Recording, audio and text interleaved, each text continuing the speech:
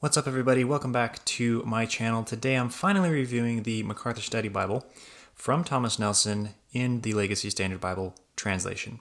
This one is releasing here soon, I think, after this video is produced.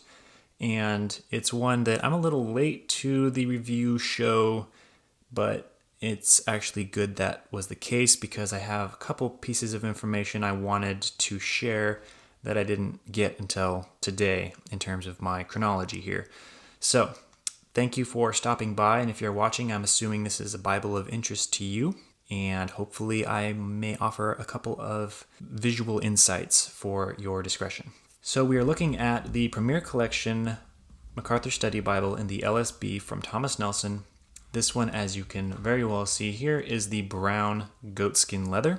The box is pretty typical of Thomas Nelson's Premier Collection. Black has goldish brown for the Legacy Standard Bible color. Giant M on the front for MacArthur, Premier Collection. And then the back has your features as usual. This is the second edition of the MacArthur Study Bible, so it has the expanded notes and cross-references. The retail price is $2.89. I think you'll be able to find this closer to $180 to $190, most likely dropping down as the year progresses because the New American Standard Bible of this study Bible is around $165. So it's not a super expensive study Bible when it comes to being a premium edition. So the cool thing about the LSB and the MacArthur Study Bible, whether you are for this translation and the study Bible or not, I think it must be admitted that it is rather historic in a small way for evangelical Christianity because the MacArthur Study Bible has become very popular and very well received among many Christians in America especially, but other parts of the world as well. And more recently, the LSB, the Legacy Standard Bible, which was released from the Master's Seminary and MacArthur's team that updated the New American Standard 1995 and was a new translation of the Bible, which has become very popular even in the last year. I think it's growing. And I think the union of the study Bible with that translation is really solidifying the longevity of the LSB because the MacArthur Study Bible has already proven itself whichever way you're going to take that. The LSB hasn't really done that yet. And so I think this is the first step in really solidifying that acceptance. So let's dig into this edition. The brown goatskin on this one was very smooth. I have a copy of the New King James verse by verse in the Brown Premier Collection, and you can see that it's a lot pebblier, a lot more pebbly. And it's still very soft, but there's more grip to it. This one is almost slippery, and if you have really dry hands, it's going to be very difficult to hold on to, which could be a problem, but I think that'll wear in over time. There's brown perimeter stitching, 4 raised spine hubs, MacArthur Study Bible in the center going horizontally, Legacy Standard Bible, and Thomas Nelson. Now this is the same format as the other translations of the John MacArthur Study Bible.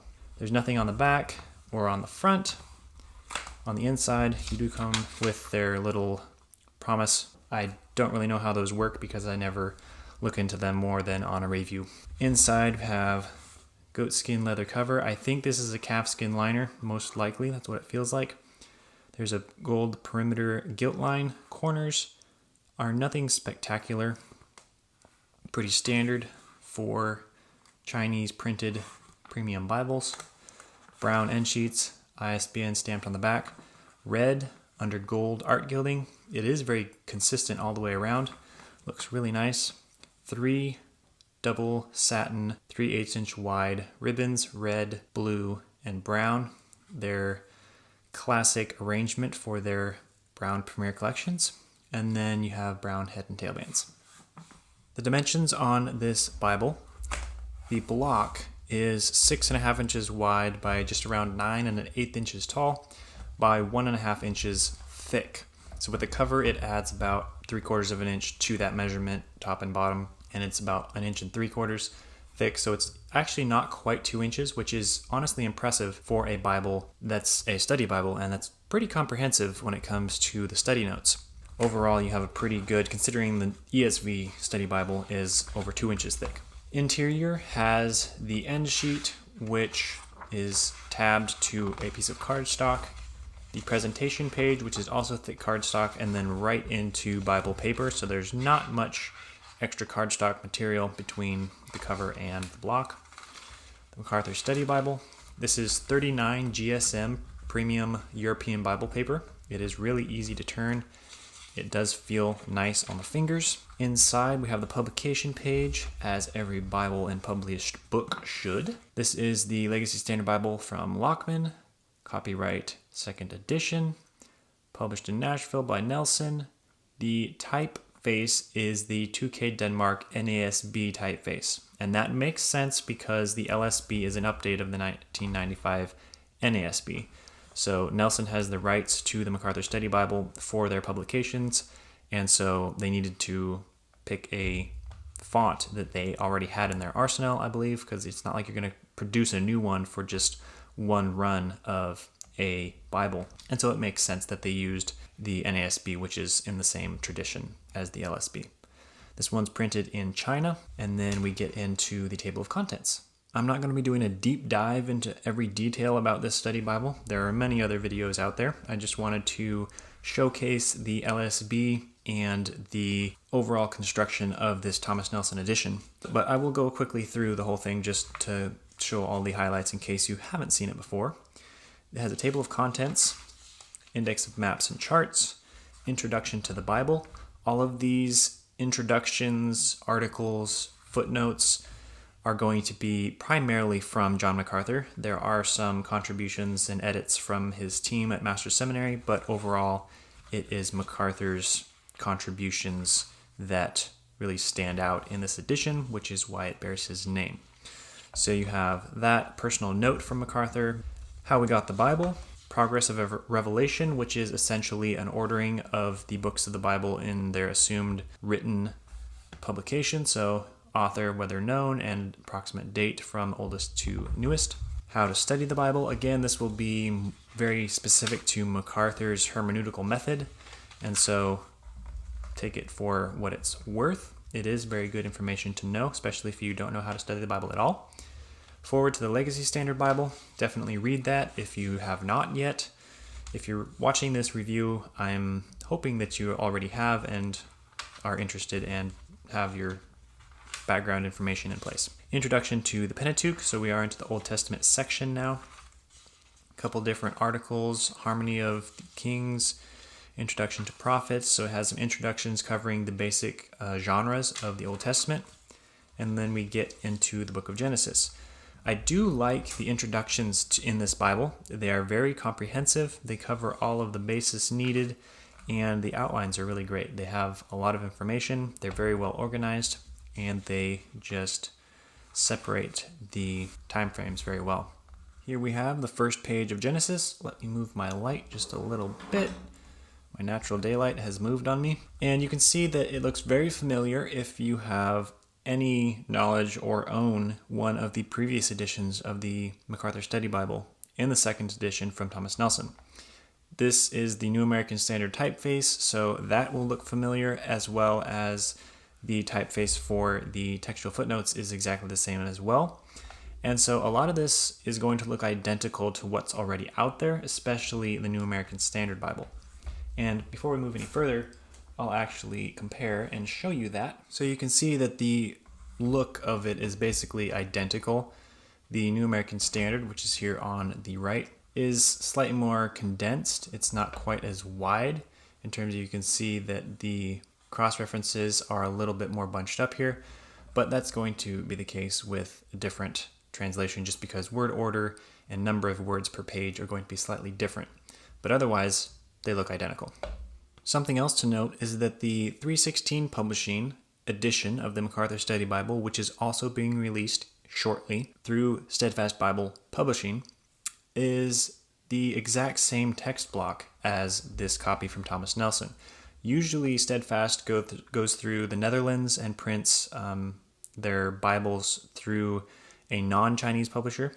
But in this case, I think because of the rights and everything associated with producing the MacArthur Study Bible, Steadfast Bibles is using the exact same text block and basically just putting their own cover on it. And so what you're getting with that one is a different cover, a couple different, I think there's an extra ribbon on that one, but the text block is going to look basically the same as this. So if you're hoping for something totally different when going with the Steadfast Bibles publication, you're not going to get much unique except the cover, which is something that is good to know because their price tag is a little bit higher for their premium edge-lined editions than the Thomas Nelson. So flipping through, gonna kind of go through this just at a quick pace because there's not much unique about this compared to other editions of the MacArthur Study Bible. You have the blue, kind of a teal blue accents, and the 9.5 point comfort print. And I believe the textual footnotes is more like a 7 point. Poetic settings are verse by verse. And then obviously getting into the New Testament, you have much more commentary because as a study Bible produced by a single author, especially a pastor, typically in American and just overall in terms of evangelical theology, the focus is on the New Testament when it comes to preaching and teaching.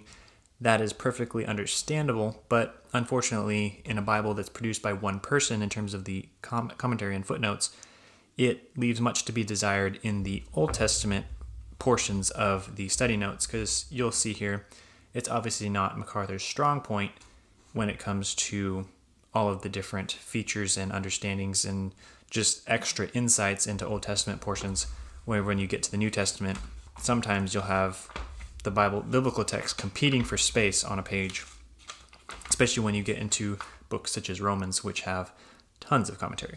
That's just a observation I make when it comes to Bibles like this. Something like the ESV Study Bible has pretty even commentary amounts throughout the entire Bible because it has contributors on those special books that someone might not have as much knowledge in.